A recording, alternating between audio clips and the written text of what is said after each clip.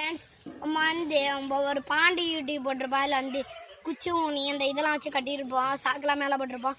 அது நம்ம பார்த்துருந்தாலாம் அடிச்சுட்டு காற்றோட பறந்துருப்போம். அதனால நம்ம வேற எதுவும் செஞ்சுருப்போம், அதை உங்கள்கிட்ட காட்டியிருக்க மாட்டோம்.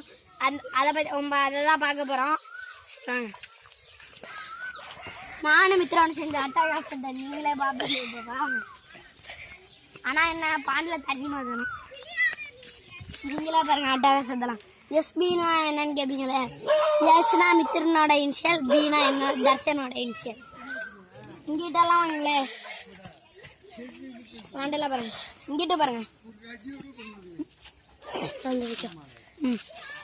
நீங்க மித்திரனோட ஃபுல்